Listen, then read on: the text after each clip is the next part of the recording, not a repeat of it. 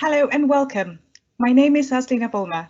I'm the Director of RIBA International. I'm delighted to be here today to discuss the way ahead and to hear your views on the delivery of the framework. The way ahead sets out the RIBA's framework for the future of architectural education and professional development to strengthen the profession and to ensure that it remains relevant and continues to lead in design and construction. The RIBA is a global professional network driving excellence in architecture with nearly 7,000 members based outside the United Kingdom. The RIBA International Directorate was established just over 18 months ago with the aim of supporting and expanding our international network. We opened our first international offices in Shanghai and the Gulf in December 2019, and we now have 6 international chapter member groups, including RIBA USA. In the Americas region, we have around 1,000 members, and we also have the highest concentration of RIBA validated schools in South America, with 18 institutions being accredited, which gives the RIBA a huge potential prospect pool of approximately 16,000 student members. As the leading global voice for architecture, we collaborate with international institutes of architects to promote the profession and to celebrate design excellence across the world. Over the years, we have been working with our global partners to deliver a varied program of activities, including annual lecture with AIA UK chapter. Keynote speakers have included Stephen Auld and Francis Kerry. In February this year, we worked with AIA DC chapter on the symposium looking at the future of retail. We also host an annual International Presidents Roundtable attended by presidents from other architecture institutes, including the USA, Canada, Brazil, and Chile. And also in 2020, we piloted a successful ideas competition, Empty Cities and Silent Spaces, with our Colombian schools of architecture to rethink the focus of streets and public spaces to balance social distancing with the desire of communities to interact. In 2021, we are programming more activities, but the event today is a future focus on the profession. We are keen to hear your views on how the RIBA can make mandatory competency relate to future for architectural education and professional development in the Americas. I would like to encourage all of our attendees to submit your questions on this very important subject using the chat function on the side of the screen. For our friends joining us in South America, we very much welcome questions in Spanish, which will be translated by our native Colombian colleague, Karen Duque, who is attending the event. Many thanks, Karen. So I'm going to try my Spanish now, forgive me. Para nuestros asistentes de habla hispana, no dude en hacer preguntas en español, ya que tenemos un colega que será capaz de traducir. Before we hear from RIBA President Professor Alan Jones, I am delighted to invite Catherine Davis, the RIBA Council Member for Americas, who will talk more about the region. Over to you, Catherine. Thank you, Aslina. I have a short presentation and next slide, please. So as Aslina already said, we are a global profession and we are becoming more global. Next slide, please.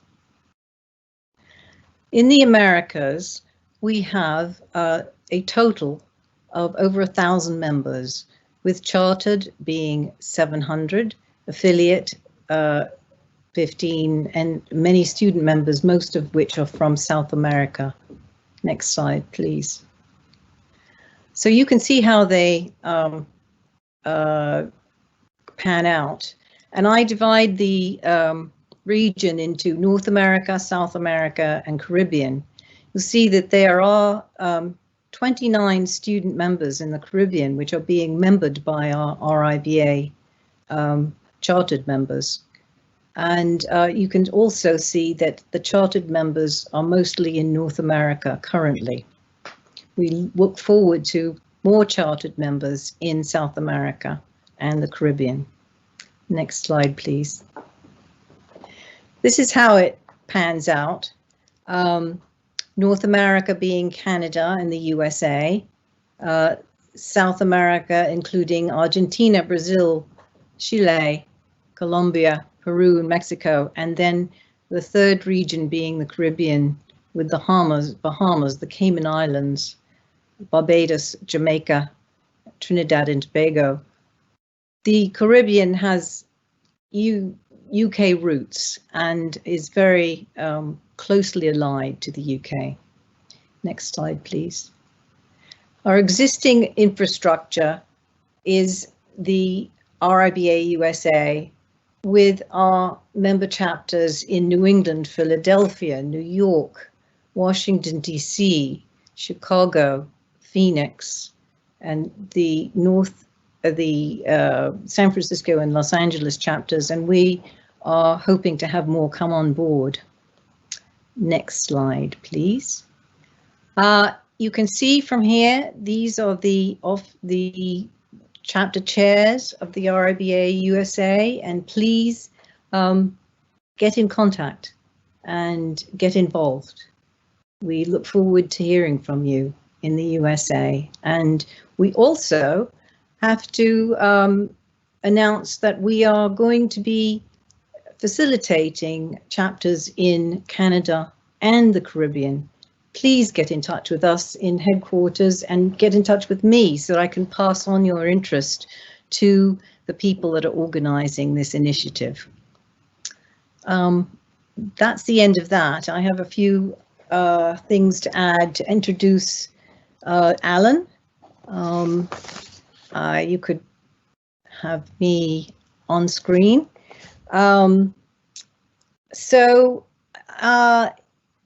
The two of my election goals were to reinstate reciprocity and expand RIBA America's schools in the Americas.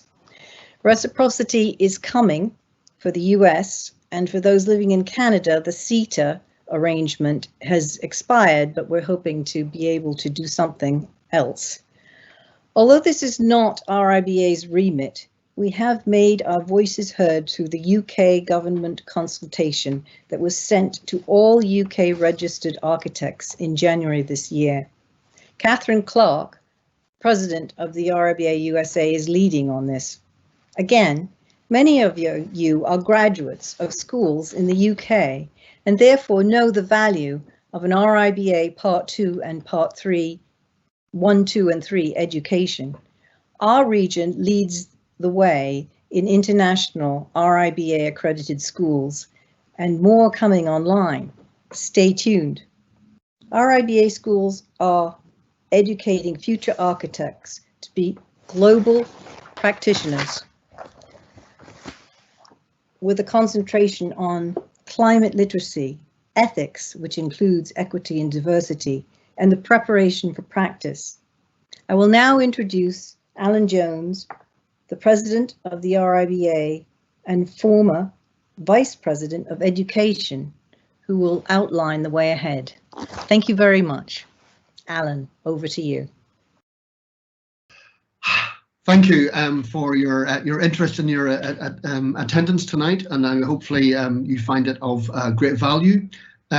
This is an interactive session that I have a presentation that I will go through to give you some context to the RIBA, its current direction, and also the way ahead, and have really look forward to your reflections and questions. So what we're here to talk about is the way ahead. You can Google RIBA way ahead. You may well find the link in the chat as well. And I was elected back in 2018, and my election sort of manifesto was opportunity for everybody, into and upwards through our profession, and focused on competence and excellence. And that was one of my sort of photographs, images that I used during my election. And this is, if you like, showing the sort of inverted commas where I was coming from, the first family home from my parents. I'm actually speaking to you from Northern Ireland. You might recognise the accent. I've been here through COVID since March of last year. I would normally, as president, be in London at 66 Portland Place. For Northern Ireland, to do my little sell for Northern Ireland, it's the home of the Titanic, the Game of Thrones, not Games of Thrones, Alan, and we have a fantastic landscape in which we have some of our towns and cities, We have our heavy industry and light industry, and we have lots of history, and we have strong accents, as I was referring to, so I will speak slowly and clearly. I was reflecting on the Americas, and I have been posting on social media what I refer to as lockdown lookbacks, and I've been to Alaska and Vancouver and Seattle, New York, Boston, and as far south as Valparaiso. I've spent some time, especially in holidays, in this part of the world, but also in terms of business. In Valparaiso, I was looking at the School of Architecture there, and also in Santiago. But I'm also aware, in terms of reminiscing about COVID, but also looking forward in terms of the impacts of COVID upon our worlds in terms of living and working, and I think that's an important aspect of how we go forward as a profession of architects. I think it has severely impacted on education of future architects. How we support each other, I think, is really been impacted, and it's going to change. And also the impact it has had on access to our profession and those within and staying within. So some big issues to consider as we go forward. What I have been doing as president is looking at the president's fact-finding mission of where we want to be by 2034. Interestingly, Catherine will know that it was signed off and approved at council just yesterday. But what it really, looking at one of the quotes, is that I think architects, wherever we are, that every profession, including architects, we must actually return to an explicit and implicit social contract. We have to consider why do we exist, and what is our role in the world, and I think that's common to wherever we are. In the first week as president, I chaired the Royal Gold Medal panel.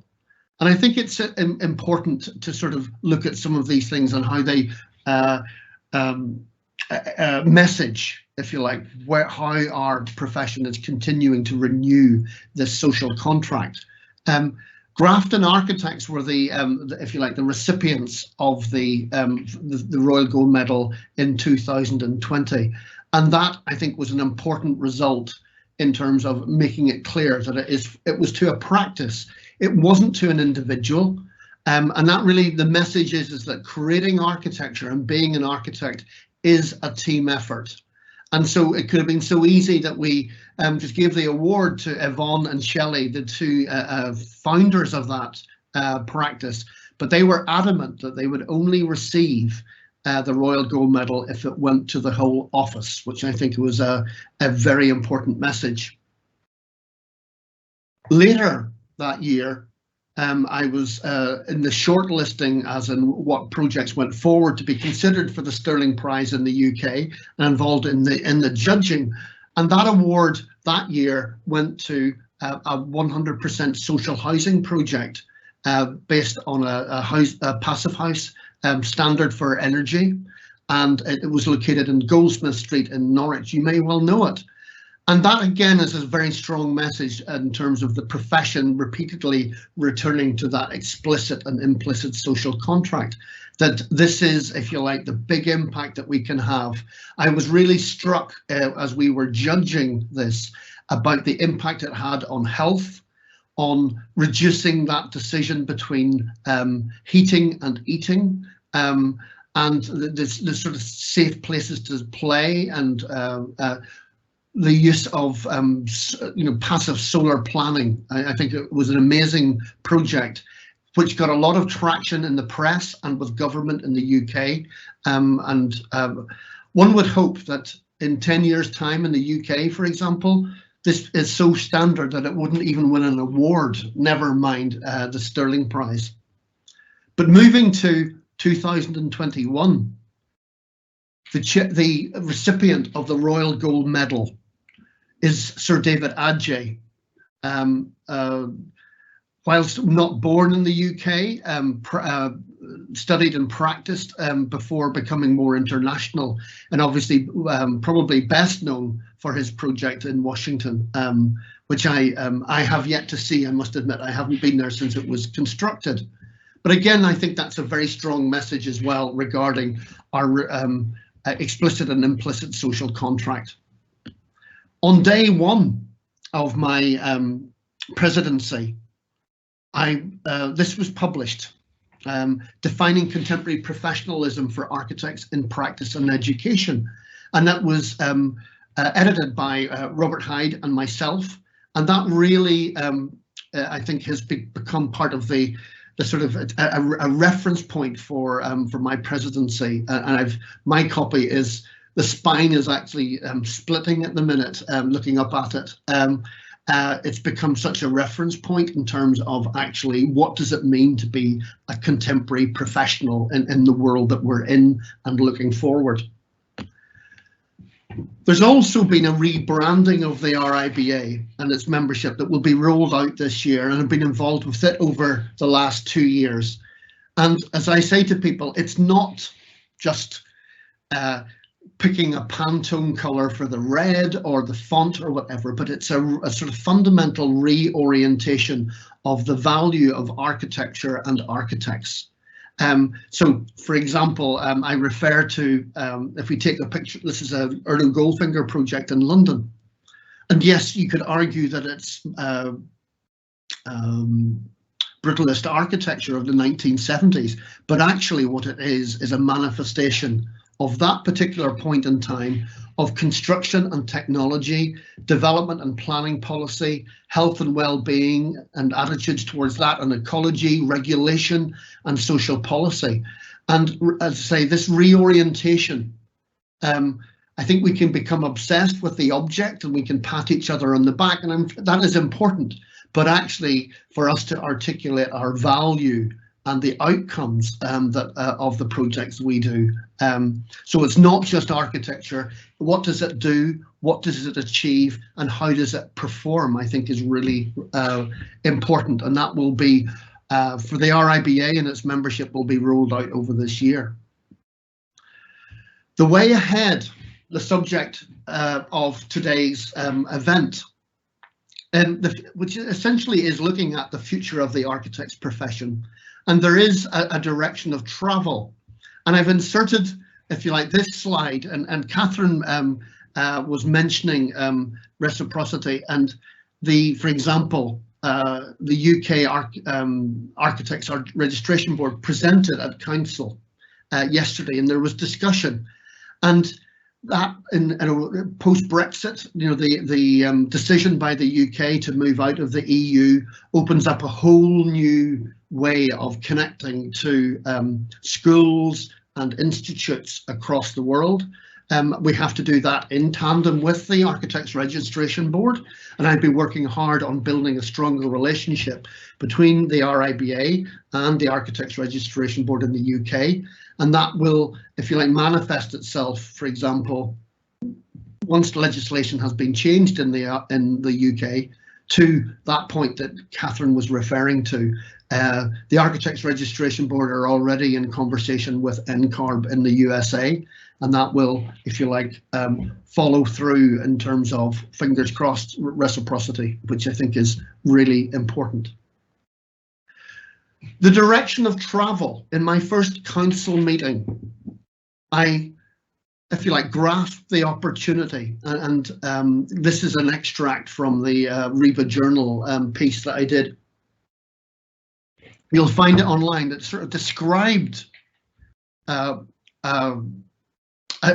change, and I put it to council that I asked for a vote on the preparedness, and Catherine was there, and all the other members of council, student reps, chartered members. I asked for a vote on the preparedness of chartered and future architects to take the high road of greater evidencing of competency, managing potential higher risk, and accepting greater responsibility and increasing expertise en route to potentially greater value, higher fees, and positive impact. but knowing to do so will have major implications for the education of future architects and the continuing professional development of chartered architects and how they practice. And I emphasize that everyone, including student and international representatives, voted to take that high road. And essentially what we're talking about today, the way ahead, is an articulation of what was actually discussed in October 2019. And it is, if we want to step up, and I understand and appreciate that within the UK, which I can speak with authority, that there has been a slide, if you like, away from, let's say, a slightly easier life of less risk, but less impact and less responsibility. And that, if you like, is a contract that was this contract, or that this slide shows that there has to be a contract between actually evidencing greater competency, how that connects back to education, but it has to also then connect back to architects having the impact that we want to have and feel that we not want to have. That's wrong. It would be what we would like to give to society and to the world, and our contribution that we can make. If we think of a contemporary profession, in terms of doctors, we have paramedics, we have GPs, we have specialists and consultants. In terms of lawyers, we have paralegals and solicitors, and I know the terminology means different things in different countries. I should point out specialists, and we have barristers. But in terms of architects, I think we're not there yet in terms of a profession. I think we can be doing much more to consider a broader aspect to our profession. And the way ahead refers to specialisms. There is thought of there's a risk to professions and the death of professions and so on. The Suskins, father and son, have written about the impact of technology in the professions. And Tom Nicol, in his book, The Death of Expertise, he concludes that the only possibility for the future of professions is if there is a disaster. And then that's when government and society will turn to professions. And I would suggest that our professions, disasters, our climate emergency, the biodiversity crisis, public safety, the UN Sustainable Development Goals, spatial and environmental equality. And I appreciate there are more, but we have our disasters, and I feel that gives us a mandate as a profession to gear up and to actually help deliver ways out of these disasters for our governments, for our societies, wherever we are. So to me, our profession needs to attain and demonstrate competencies that the world and society expects and needs now and in the future. Because society, users, clients and government need architects to help deliver outcomes for the good of everyone, everywhere. So we have the education, to consider and deliver from the start to the end of a project, from inception to occupation. So yes, sorry, as architects, Catherine was talking about education. We have the education to consider and deliver from the start of a project right through to the end of a project. From its inception, just as soon as we start to talk to governments and other clients about projects, we're immediately starting to design right through to occupation and use, determining performance and ensuring that it is maintained all the way through design, through construction, through to use. So the way ahead, change is due and change is here. This is one of the pages in the document. It's a proposed framework, a single career-long standard from beginning, from study right through to practice. It has education themes and values for part 1 and part 2 study. And there's also mandatory competencies, what you must show that we know. The way ahead has been created through input from RIBA expert committees and discussions with RIBA Council elected representatives. But I think it's a fundamental question of how do we want it to be implemented, and that's why we're here. That's why we're making this presentation. But we want to hear your thoughts and how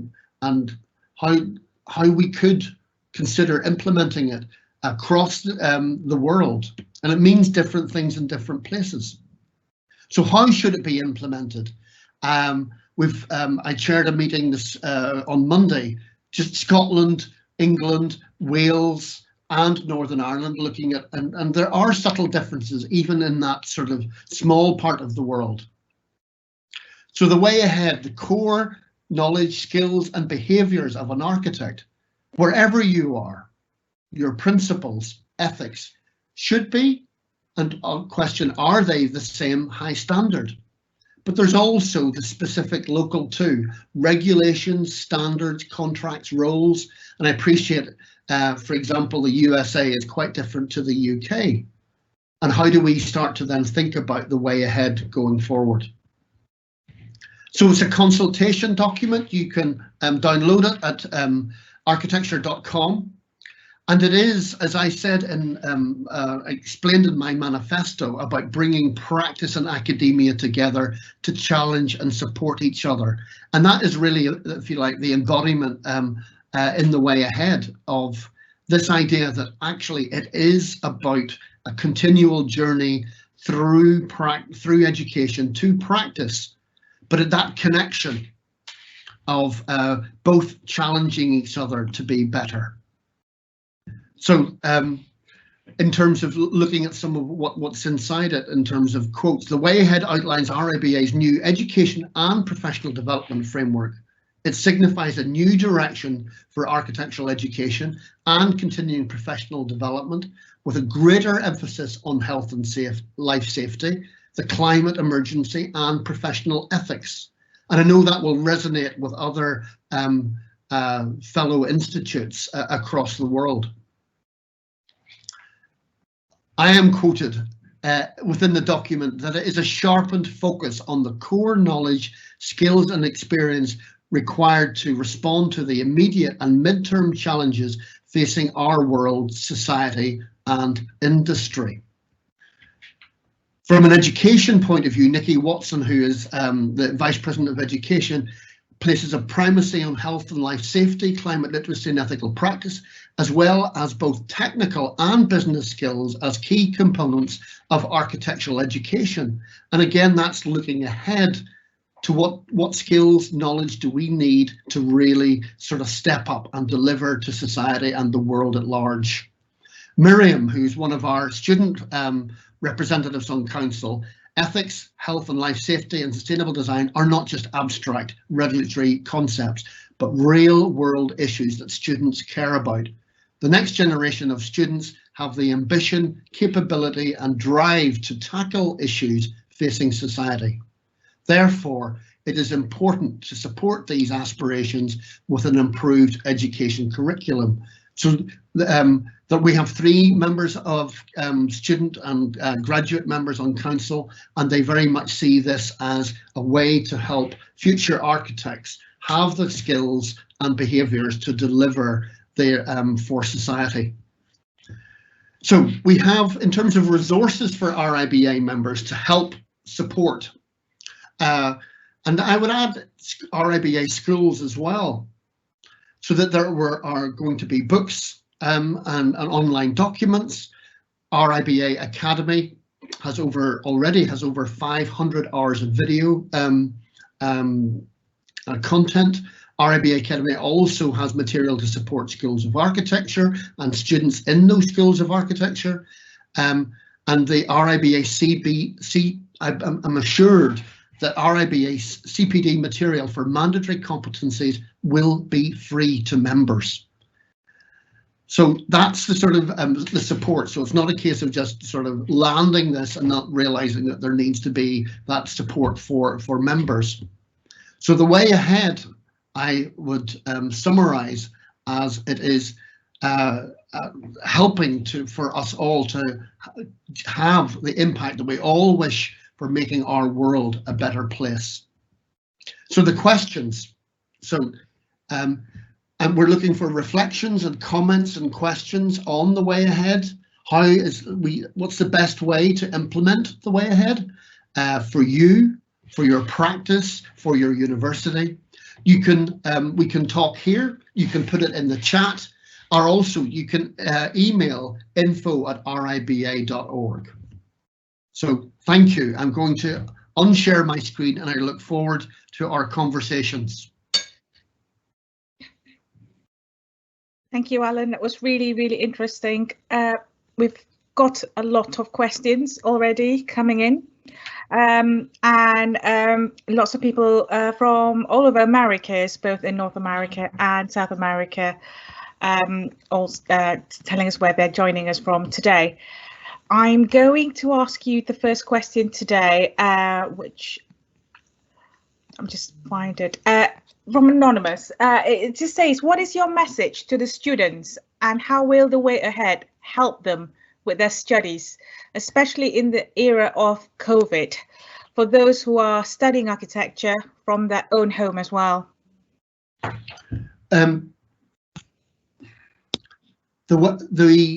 I would refer to the way ahead, if you like, that sort of change of emphasis within the curriculum that's gone through the schools that's gone through the standards committee. Catherine will be aware of that. Was actually a point of discussion at council yesterday, that we have a new criteria for validation, which essentially is the curriculum and how the schools have to respond to that. But it increases, if you like, climate literacy, business skills, ethics, and if you like, that with the view that actually that and the quote from the student member that's within, and other members that you'll find within the way ahead, that it will really help set the our future architects and those who are studying to become architects, set them up as well as we feel we can to actually deliver on the impact that everybody that they want to have on society and the built environment. In terms of the impact of COVID, I would refer to the support material that you'll find for all RIBA members, student and chartered, that's within RIBA Academy. There are lots of lectures and prominent speakers on climate literacy and other aspects of what you will read about inside the way ahead.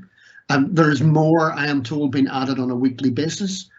I am very aware, because I spend a lot of time within the School of Architecture at Queen's University in Belfast, and I'm aware of, and I've written about it in the RIBA Journal, about the impact of COVID on education. I think it's, on the one hand, I think students have been quite flexible, but I think it also has impacts on schools, on students and on schools.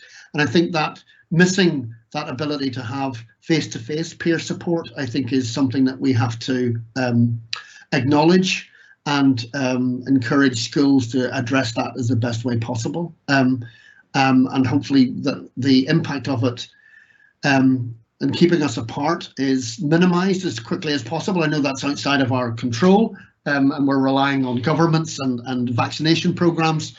I think it has also impacted on how graduates then find work, and there's discussions there as well in terms of RIBA practices and mentoring and so on. So it's a difficult point, and I think we're trying to give as much support. If you look on again the social media channels within with the RIBA about how to support students, giving them advice about CVs. I appreciate, for example, we're looking at potentially last year's cohort of students and graduates and this year's cohort all chasing very similar jobs.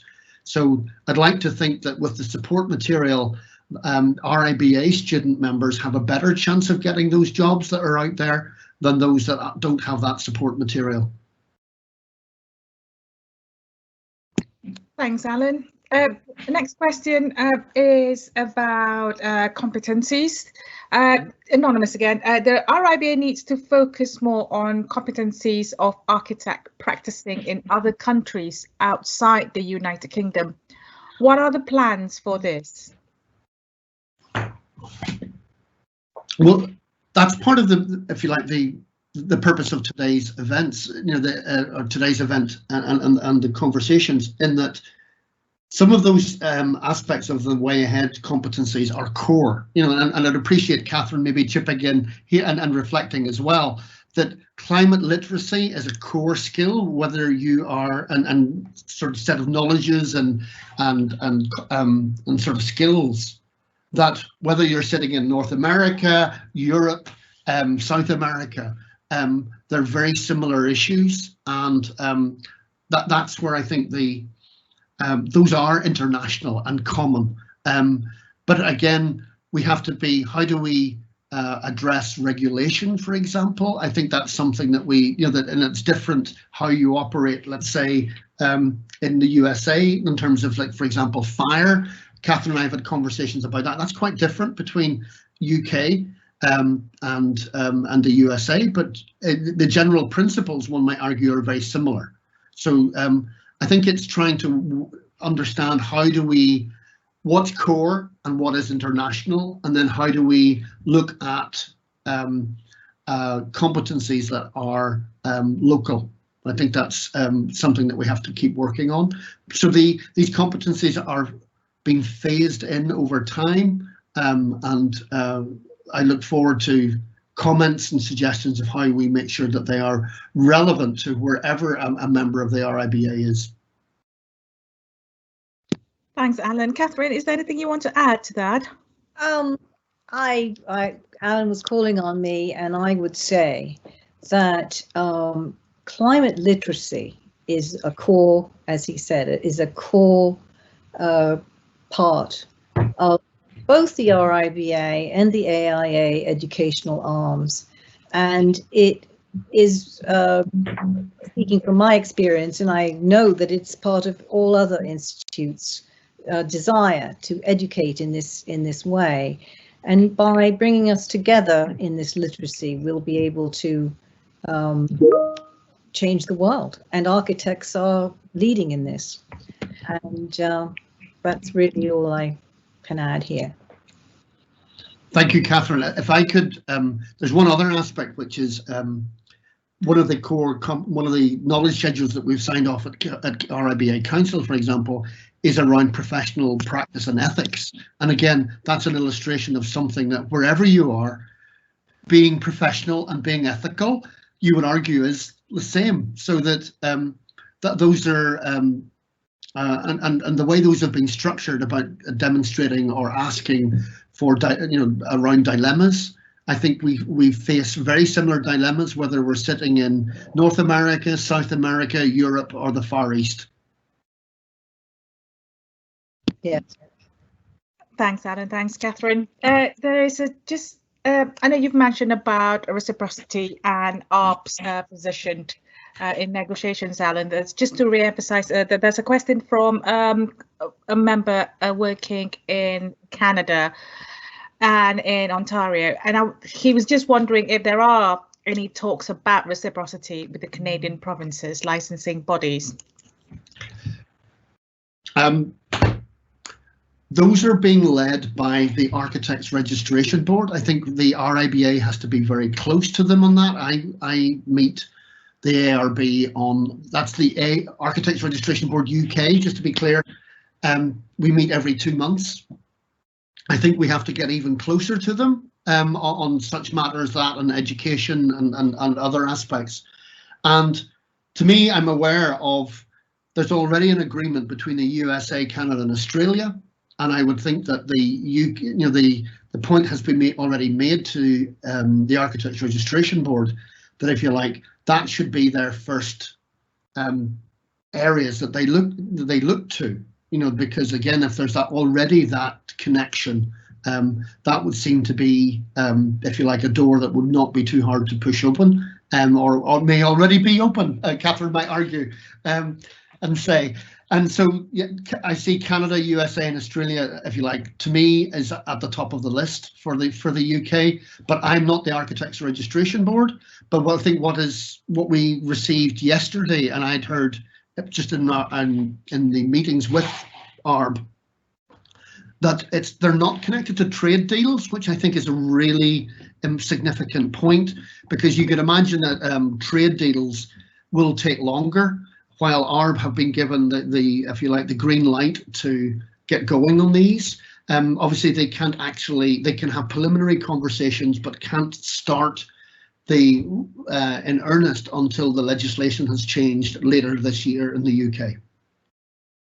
So I would add that the CETA agreement between the Canada and the EU was a wonderful way for Canadian architects to get reciprocity, or for UK architects to get reciprocity in Canada. Unfortunately, with Brexit, we are now having our individual agreements, which again is led by the Architectural Registration Board, which will receive powers to do this as soon as the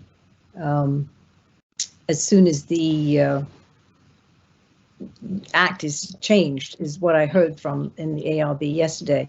The ARB did mention NCARB and their proposal yesterday in Council, and I would say that working behind the scenes, Canada would follow suit. It only makes sense to think of North America and America as being the place to start, and I'm very hopeful that this will happen very soon. Catherine, thanks very much. I think, as I say, we have to get closer to ARB in the UK, and both to assist them, but also to, if you like, herd them along as quickly as possible.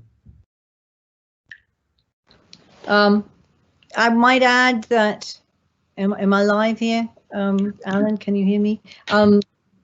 I might add that Catherine Clark, who is the president of RIBA USA, has been leading this NCARB ARB discussion, and is very, very in tune both with the ARB, NCARB, and the trade issues. It's all very interrelated, and she is very, very up on it, and we can discuss this more. Yes, I'm Catherine. I'm smiling in that if ARB were listening, they would say they're led by nobody. They're independent. But I appreciate your point. Aslina, another question? One from Tim Clark, who is hello? Yes, I can hear you. Who is a councillor for Europe. And he says, how about building up RIBA USA and its chapters as a regional hub for the Americas? I'm just reading them down. What do you think of that, Alan? I think that I could dodge that one and say I think that one's for board. All right, but I should explain. But that gives me a chance to explain to everybody that we have new governance now, where the what used to be the RIBA Council used to be the Board of Trustees, and what we have now is where we have a board. We actually have a Board of Trustees. And Council has been then freed to have much broader and bigger discussions, which and less, let's say, domestic. But it does mean that such strategic matters would be then considered at board. But Tim, send me an email, and I can put it to board because I sit on board. Yeah. You've got to remember. Sorry, what? I'm back in. Aslina's back now. I'm back. Sorry, my computer died. I was having a Friday afternoon feeling, I think. So that's a question, yeah, Alan. It's a valid one that we get asked quite a lot, actually. So how can the RIBA provide value for money for architects who are practicing in South America without an office to support members? Well, interestingly, because I was talking to the Middle East and Africa region, and I made a suggestion in that and some people in the RIBA, I don't think it's mischievous, and I think it does work, where the RIBA has a process by which if you have an annual salary below a certain figure, you can ask for discount on your membership. So you can find that online, and actually, if this is the how would you say, the sort of the crux of the question, to actually look for a reduction in membership fee, and that I think is helpful. I appreciate that not every architect is earning the same level. We've different levels of income across the world, and I think that would be a mechanism that should be used more to actually level up the how much members pay across the world. You know, because currently I think the membership fee is set at, let's just call it UK levels. But actually, whether you're sitting in South America, or you could be sitting in the UK and be well below the £20,000 sterling price threshold at times, and again, other parts of the world, you could find yourself in the same position. So that's in terms of becoming a member, and then actually as a member, then you have access to all the support material, and I think the other aspect of this is what started off as actually a discussion back in 2006 by the president at that time, Sunam Prasad. He talked about the RIBA being an umbrella to, if you like, protect and allow lots of different architects meet and discuss and support and challenge each other, fellowship. And if you like, that was in the, but we now actually have the digital way to do that. So we're currently piloting what's called a digital membership hub. And that, I think, will bring architects from all over the world together in a much better way that prior to, if you like, the digital world. And I think that's one of the aspects of COVID has actually accelerated this type of technology. So we're piloting it at the minute, but that means whether you're sitting in South America, North America, Europe, Far East, that you will be able to actually join this membership hub. So I think it's getting into the membership hub, which is the point of what I said about the membership fee, annual membership fee. But then actually, I think wherever you are, I think where the direction of travel is taking us is that wherever you are, that you will be able to access let's call it the communities, the support mechanisms and support networks and so on, and also contribute. Because it's not just, if you like, taking and what actually you can get out of the RIBA. I think also my experience and that of many others is the more you give as well, the more that you get back out of it. Thanks, Alan. We have a question from a student from South America, Juan Pablo Huertas, who has sent us a question in Spanish. We have been able to translate that. Thank you, Juan Pablo Huertas. Gracias. And his question is, what should architecture students do to develop a global conscious from a local action? Yeah, sorry, I'm writing the question down, and I appreciate. I cannot speak Spanish, so apologies. I will have to answer in English. It's fine. And hopefully it can be translated if as well. I think we have to realize that whatever we do locally has a global impact.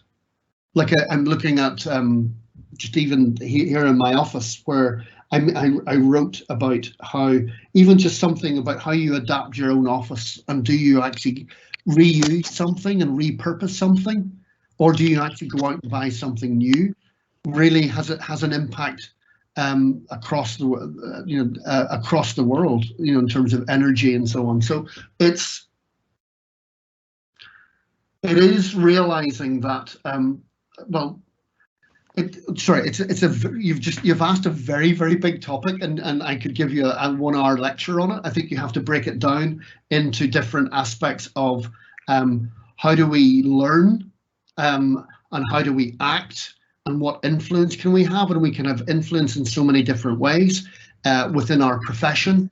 We can become activists in terms of joining networks and creating new networks, pressure groups, supporting communities, and as I say, an action can be both digital and physical. So I think there's lots of different ways that architects can actually have that global consciousness, but also I think the question was around global consciousness and local action, but I think you can also have global action as well, and local consciousness. I think consciousness and action can be both local and global, and I think we have to be able to, in a way, it's as we do as architects, we work in different scales. We will work very, very close in at 1-to-1 and 1-to-5, but equally we will think very much at 1-to-5,000 and 1-to-10,000. I think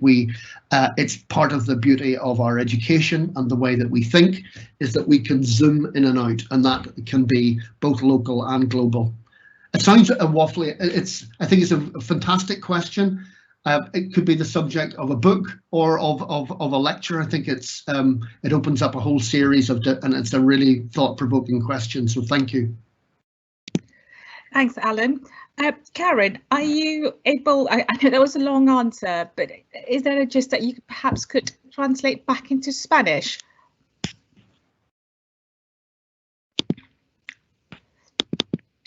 Karen, can you hear me? Yes, Okay. hi Aslin, I can hear Hola. you. Hola. That was definitely a long one, but I can try to Give it a go. to translate it. Lo que Alan estaba diciendo era que esa pregunta es bastante larga y extensa y compleja porque puede ser puede ser distribuida en muchas maneras. Entonces, él dice que de la manera en que podemos ser más conscientes y en cuanto a lo que el impacto tiene global es en la manera en que aprendemos, en la manera en que pensamos, pero también en la manera en que nosotros interactuamos en la sociedad, pero que si tienes alguna parte en específica en la que tú quieres una respuesta a tu pregunta, entonces también nos puedes decir en el chat y podemos tratar de irnos más a fondo en la parte en la que te parece importante. Aslin, I think that I tried to kind of summarize it for what I kind of got from Alan. Okay, that's brilliant. Muchas gracias, Karen. Can I just add something else to my response, or just Absolutely. We can do in the stages if you want, so I can translate a little bit further. Yeah. But just I remember being in an RIBA education committee, and we were reviewing a report of a certain school in South America. Sí. And the conclusion was it was probably one of the best schools of architecture that the RIBA had visited. And I think to really emphasize the point is that the education of future architects and the schools, I think the quality can be amazing across the whole world. And I think students and architects should have the confidence to know that they've had a good education and that they have the skills to have that impact locally and globally. I think wherever you are, feel confident and act. Ok.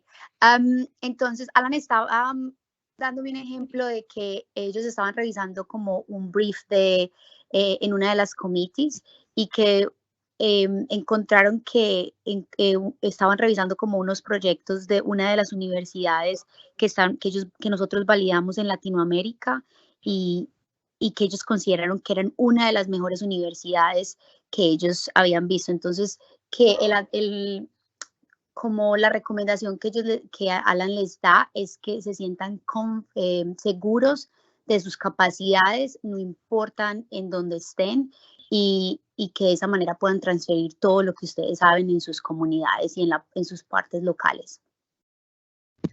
Thank you, Karen. That's brilliant. And good luck with the house move. Okay. Back question for you, Alan, is from Faisal Mohsin from Washington, I think, Faisal. I saw his name on the screen. Yeah. Yeah. Does the slide regarding the variety of doctors and lawyers mean there is effort underway to broaden the definition of an architect? Does this mean a greater willingness to recognize the value of related arts and disciplines? Accomplished practitioners such as John Pawson and Thomas Heatherwick have famously spun formal registration but have made important contributions to the built environment. I'm thinking. The immediate answer is yes. I think we're to create architecture, as I pointed out with the result from Grafton Architects winning the gold medal. And when I was saying that creating architecture is a team effort, it's more, that was emphasizing the point that it's a whole office. But I think as well that the number of people that the architects work with, what we would call in the UK, the project team, it actually is about that's delivering a successful project is a combination of a lot of different efforts. And I know my successor, Simon Alford, speaking with him today, and he was mentioning it at council, this idea of how organisations and institutes like the RIBA need to broaden its doors in terms of membership. But equally, I think what I was referring to was is helping students and graduates find their position within the profession in its broadest sense, and that everybody can understand and appreciate the different ways of contributing, and that we acknowledge that. I think we do have to. There's this idea that unless that if you've started on that route, I talk about going sideways. When I talk to my students, and some students may think that as a failure, and I don't see it as a failure. I see that as you start on a journey, and you may actually find a location or a home that isn't in terms of your career that's in a slightly different place, but it is very much related. And I think we need to find ways of I have to be careful. I'm sitting in Northern Ireland, and I don't want to talk, we talk about paralegals, but in Northern Ireland, para also means paramilitary, which I'm trying not to use that term. So that's sort of associated associated role. We do need to find ways of broadening that. So is it to dilute? And I say why the initial response is that I think we also have to. There's also within, I'm sure it's not just the UK, but across the world, about actually the responsibility of somebody that is a registered architect and a chartered architect, that there comes with that a responsibility. So is it a dilute? I think it's a broadening, but then those that are actually chartered and registered, there are legal and professional obligations and implications that have to be acknowledged as well. So yes, it's broadening, but it's also, I think, realizing that we also have to acknowledge those that are registered and chartered as well.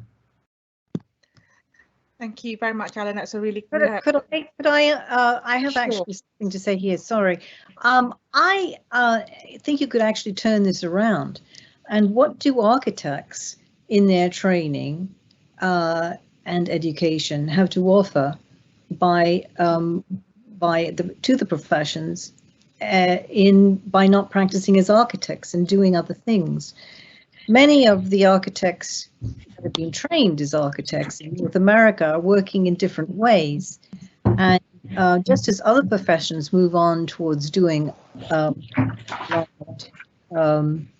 allied occupations, architects can make a great contribution. It's a very good point, Catherine. You know, I know within the UK, for example, it was reported that 1/3 of registered architects are not in mainstream practice. But that, you know, they could be in, as you were pointing out, in different fields, in related fields. They could be working client side, they could be working within government and so on. And I think and I have challenged the RIBA internally about, for example, if we even take what we're talking about here, the way ahead, how does that relate to architects who are not what you would describe as being in mainstream practice? But they are very, very valuable. I often say to architects that it's actually about finding the best place or the optimum place in the world to have the maximum positive impact. And that might not be within mainstream practice. It might be that you see an opportunity and to be somewhere else. So it's how do we acknowledge that, you know, the idea of oh, I'm not in mainstream practice, therefore I'm no longer an architect, I think is just wrong. I think we can be architects in so many different ways. And I think the Institute has to broaden that understanding. I've challenged again in meetings, how do we define success?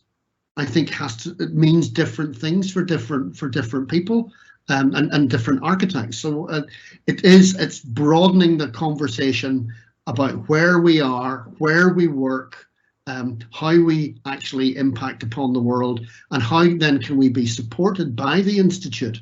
And again, I'm looking to the likes of that new digital membership hub, where we could have architects working within healthcare, working within on the client side. It could be on the architect side. It could be within government, within planning. All sorts of different, you know, we're everywhere, and we need to find ways of acknowledging that and supporting that. Thanks, Alan. And it's over to a really important question, which is on climate emergency. Is the climate emergency covered in the way ahead, and what is the RIBA doing to help the profession mitigate effects of the climate change? How can members with careers in this region find relevance to buy into this? Again, I know Catherine was mentioning earlier that it resonates with the AIA, but if I could start off with one of the mandatory competencies within the way ahead is around climate literacy. It's one of the 4 knowledge schedules, and that has also informed the criteria for schools of architecture. So it is important to not only upskill the current and not just upskill, but demonstrate the current levels of competency to deliver on climate emergency. But it's also to make sure that the future architects land at that point of competency as well. And I think it's a major difference. My predecessor, Ben Derbyshire, he was able to commence something called the RIBA 2030 Climate Challenge, which was to practices. But within the UK, for example, we have 4,000 practices, and less than just over, I think it's less than 5% have actually signed up to that challenge. But the difference is that these new mandatory competencies mean that every architect, RIBA member, will have those competencies, and I think that's a much greater and much more far-reaching impact on how architects deliver on climate emergency. I think we have to also emphasize to governments, and that can be done obviously in different countries, but for us in the UK, we're sort of saying you've made a commitment, UK, to zero carbon, and this is, if you consider 40% of carbon emissions come from the built environment, construction and running of projects, of buildings, and travelling from buildings, from one building to another is 40%. So if you want to actually deliver your commitment to the world, then you actually need to actually address the zero carbon in the built environment, and it's architects that have that education to consider right through from the start to the end, define performances and make sure that they are delivered. And that, I think, it's part of that whole sort of contract that I was mentioning earlier of having the competencies, demonstrating them, telling people that we have them, and sort of stepping up to actually deliver, help deliver on this really important issue. Catherine.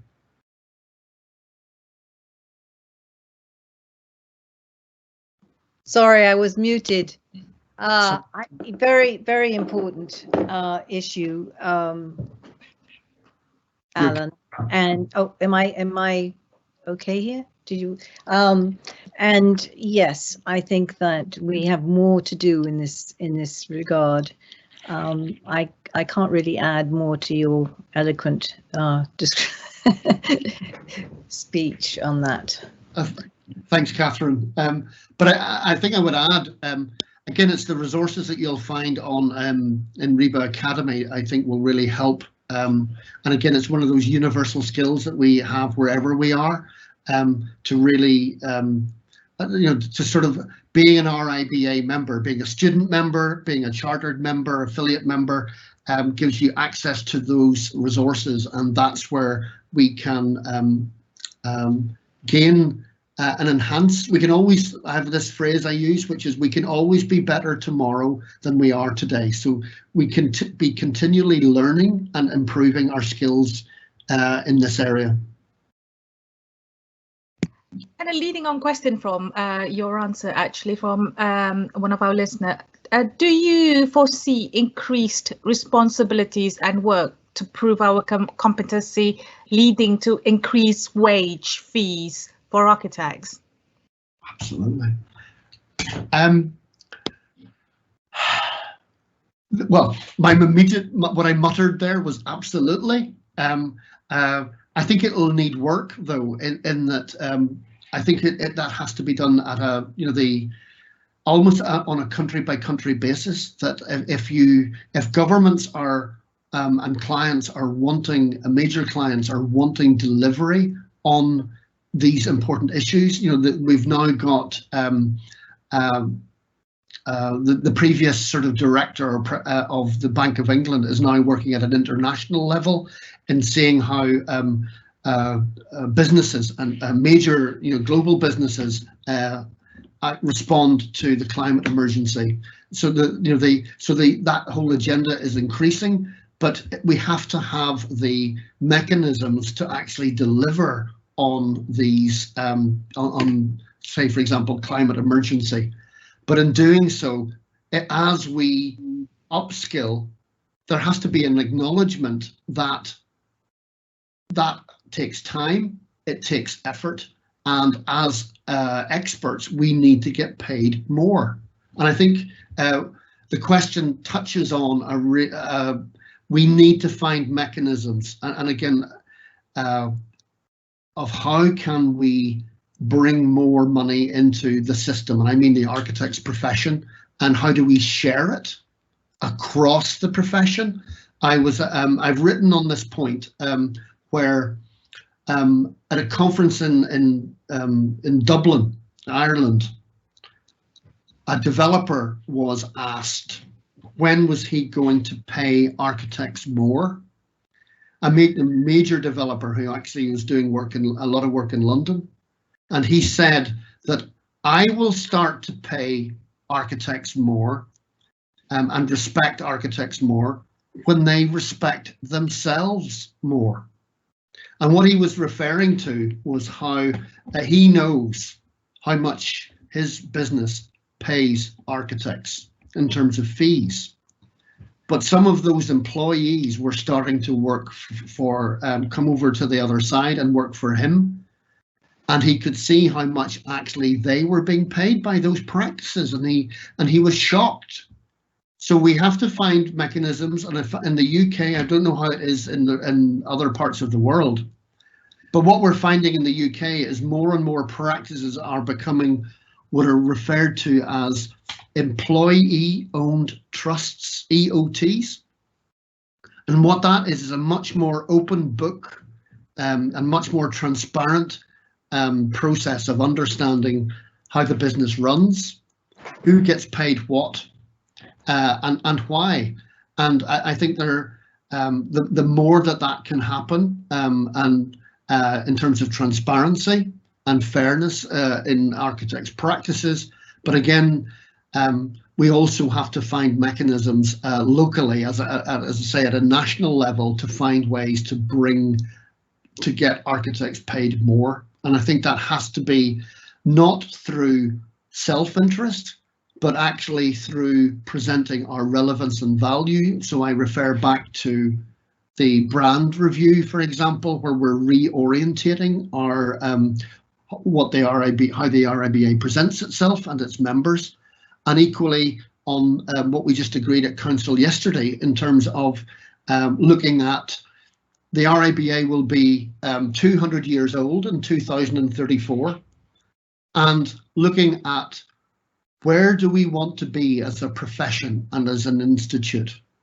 and how do we get there? And so many of the comments about how to get there are about demonstrating our value. It goes back to my point about the social contract, that we have to realise that that's how we manifest and explain our relevance and our value, and we have to find ways of then converting that into we are a profession that isn't paid enough. Could I carry on from that Sure. last comment, Alan? We are not paid enough. If you look at the comparison between what a real estate person is paid in a project and what the architect is paid who is designing the project, it's ludicrous. So we need to bring forward the value of what we do. And that is something that the RIBA is very aware of, at least we at Council are very aware of. And we need to be putting forward why architects are valuable. And that is one of the key things that we have to do. I agree, Catherine. It's theme 1 of the President's fact-finding mission. And I've already had discussions today about how do we then structure committees and strategy around that, and but it involves us again bringing it back to the way ahead. There's one of the other knowledge schedules that we've agreed, and a direction of travel is around professionalism and ethics, and the new criteria for schools of architecture in the UK that goes live next year and then the following year internationally.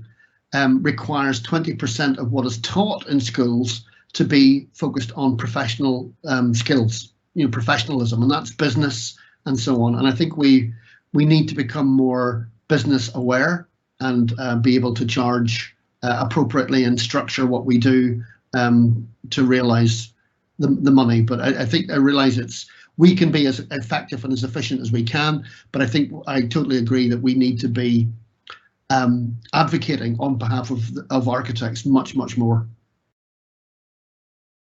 Aslina. Thanks, Alan. Next question. I've got lots of questions. We might not get to all of them, but we'll certainly try our best to get as many as we can. I will try and make shorter answers.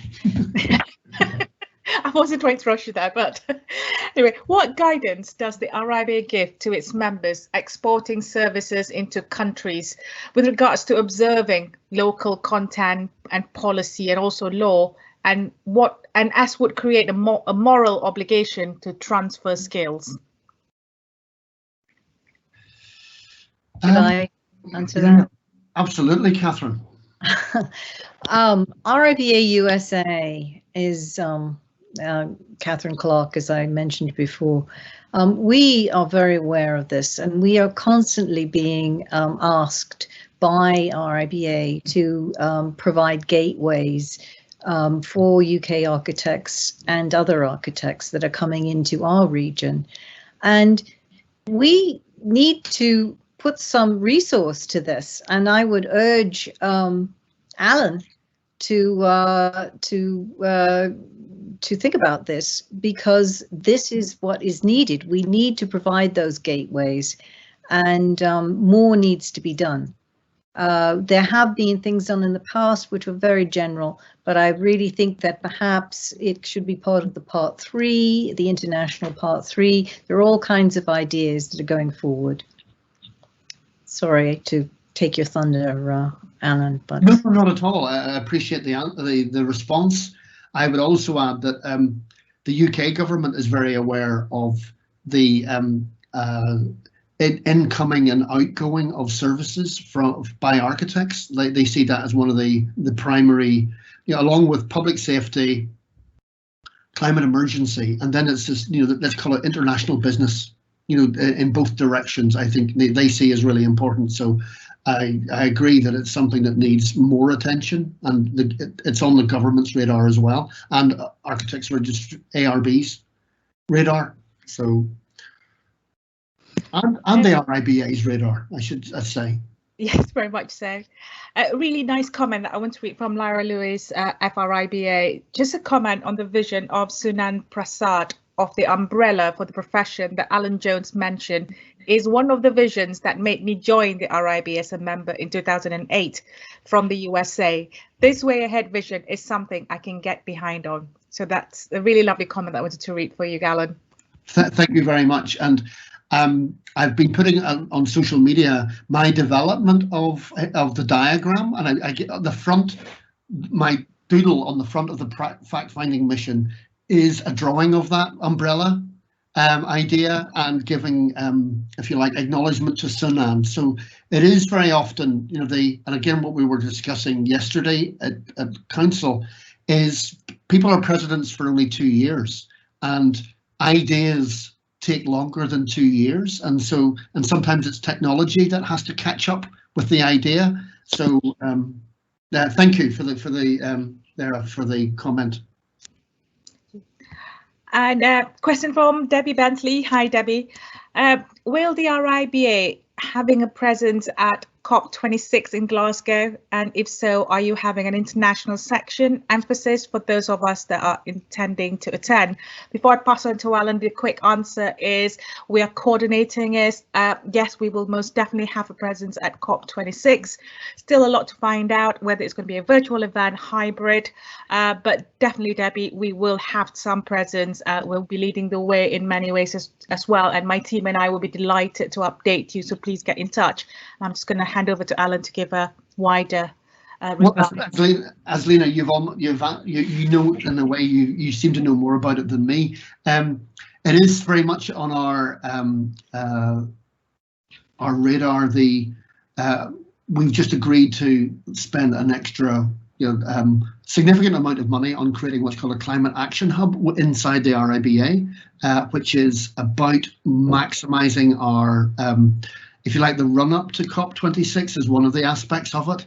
I think it's great that it's in the UK. I understand there's a big emphasis on the built environment, and in a way, this is being led by Alan Valence, our chief executive. I wish at this point the other Alan was here and he would be able to explain in much more detail. But there's a lot of action, and I think I get the impression that there's still, I wouldn't say unsurety, but I think the impact of COVID and exactly the format and so on is still slightly at large because of the situation we find ourselves. But we rest assured, and Debbie, thank you for the question.